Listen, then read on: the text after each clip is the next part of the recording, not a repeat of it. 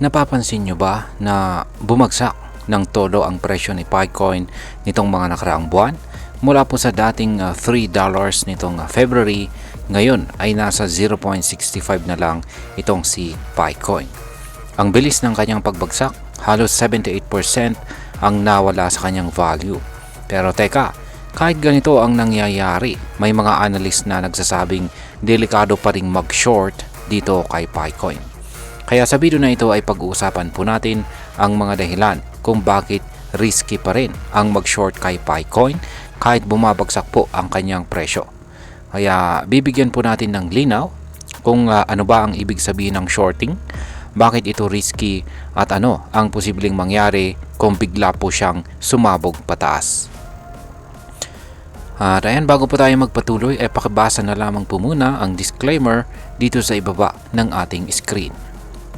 At simulan po natin sa unang katanungan kung ano po ba ang ibig sabihin ng shorting dito sa crypto. Ayan, bago po natin pag-usapan ang dahilan kung bakit delikado po mag-short, ay unahin po muna natin ang basics kung ano nga ba ang ibig sabihin ng shorting.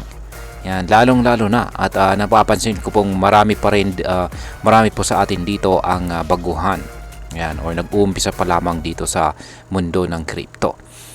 Yan, ang shorting ay isa po itong strategy kung saan ay kumikita po ang isang trader sa pagbaba ng presyo ng isang asset. Sa madaling salita ay parang umutang ka muna ng coin, tapos ibebenta mo siya sa kasalukuyang presyo. Tapos kapag bumaba ang presyo, bibilhin mo ulit siya sa mas mababang halaga. Kaya yung diferensya, yan po yung mismong kita mo na.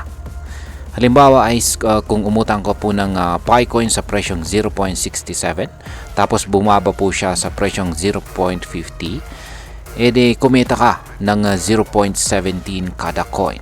Kaya ganyan lamang po yung proseso ng shorting. Pero bigla po siyang umakyat, kunwari naging $10, lugi ka naman ng halos $9.33 kada coin. Kaya masakit yan.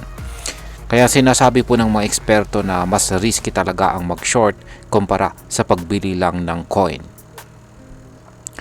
Ngayon is bakit posible naman na magka-short squeeze itong si Picoin? Ayan.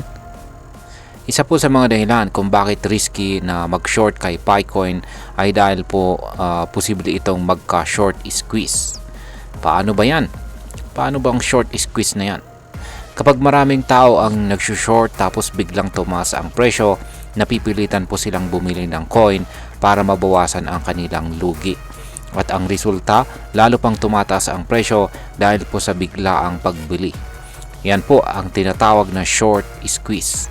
At kung sakaling malista po itong si Picoin sa mga malalaking exchanges gaya ni Binance, Coinbase at saka Upbit, malaki ang posibilidad na magka-short squeeze. Tandaan po natin na sa ngayon, limited pa lang ang exchange listings ni Pi, kung saan ay nasa OKX at MEXC pa lamang po siya. Ayan, nandito na rin, meron na rin po siya available na rin po pala siya kay Gate.io. Ibig sabihin ay may malaking room pa itong si Pi para sa kanyang paglago kapag lumabas siya sa mas maraming mga exchanges. Tingnan na lang natin ang nangyari kay Orca at saka kay Deepbook. Si Orca, tumaas po siya ng mahigit 200% sa isang araw matapos po siyang malista kay Upbit. Si Deepbook naman ay nag-surge siya ng 150% nang siya ay malista kay Upbit at sa Binance Futures. Isipay pa kaya mas kilala at mas malaking at meron po siyang mas malaking community. Ngayon is meron po kasing kasaysayan itong si Picoin kung saan ay meron siyang karanasan sa pagsabog ng kanyang presyo. Kaya ayan, bago po ma-launch ang mainnet ni Pi nitong February ay meron po tayong tinatawag na IOUs. Ayan, mga IOUs, or ibig pong sabihin yan ay IOU tokens. Ayan, hindi ito opisyal na galing sa Pi Core team, pero ito ang paraan ng ilang exchanges para maipakilala si Pi sa market kahit wala pa talaga siyang mainnet. Itong mga IOUs na ito, ilang beses na rin nagkaroon ng mga short squeezes.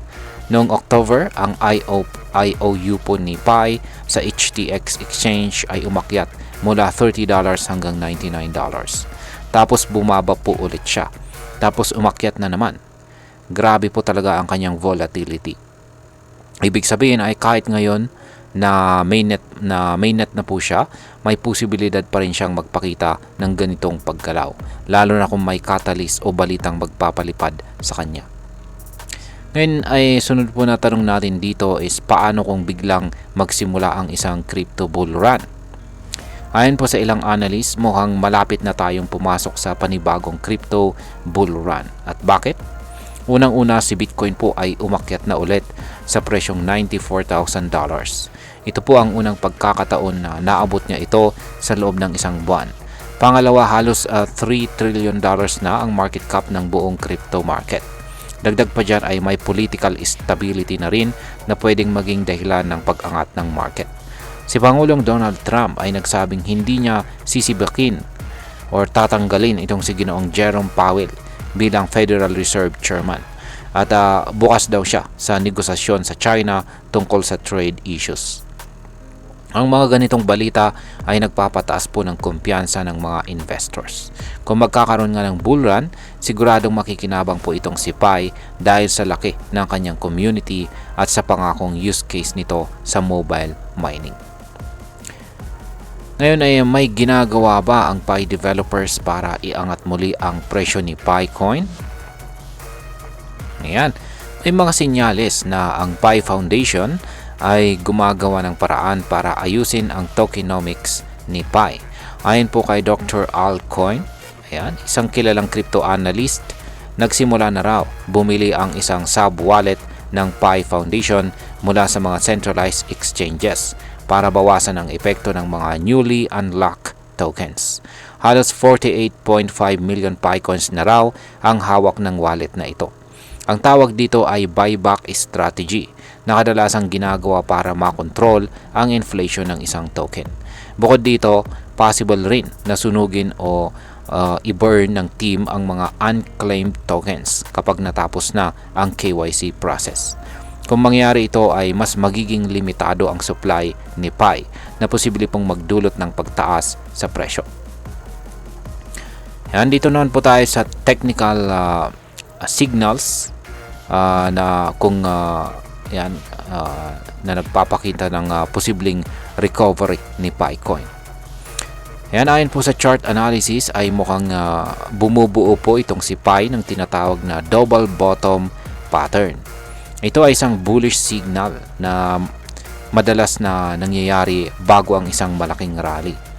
Nasa 0.5860 po ang support at kapag nalampasan niya ang resistance naman sa 0.7767, possible raw itong umangat papunta ulit sa dating all-time high nito na $3.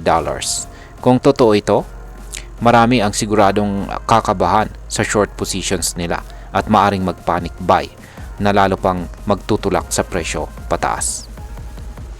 Ngayon ay pag-usapan na po natin ang tungkol sa posibleng maging epekto nito para sa atin bilang mga Pinoy crypto traders at investors nitong si Picoin. Yan, ang lesson po rito ay simple pero mahalaga. Huwag po tayong basta-basta sumabay sa hype ng pag-short. Oo, mukhang bagsak si Picoin ngayon, pero hindi ibig sabihin nito na garantisadong kikita po tayo kung i-short natin siya.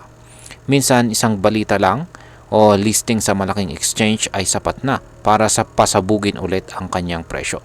At kung naka-short po tayo, posibleng malugi po tayo ng malaki kapag nangyari yan. Kaya kung tayo po ay isa sa mga pioneer ng Pi Network or matagal nang nakaambag sa ecosystem nito, mas mainam po na pag-aralan po muna natin ang galaw ng market bago po tayo gumawa ng risk-based decisions. Bilang panghuli, ang masasabi ko naman tungkol dito, ayan ay si Picoin ay nasa isang napaka-critical na yugto ng kanyang buhay. Bumagsak man siya pero hindi pa tapos ang laban.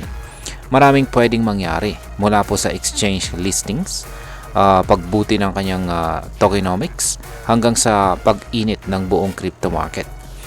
At bilang isang project na sinusuportahan ng milyong-milyong mobile miners sa buong mundo, si Pi ay may potensyal pa rin basta't maayos ang kanyang pamamalakad. Pero paalala lang, kahit exciting po ang potensyal ni Pi, tandaan natin na ang crypto ay isang high-risk investment. Gamitin po natin ang ating utak, hindi ang emosyon. Laging mag-research at huwag pong padalos-dalos. At ayan, hanggang dito na lamang po tayo sa video na ito mga ka-crypto. Marami pong salamat sa panonood. Ingat po tayo lagi at God bless po sa ating lahat.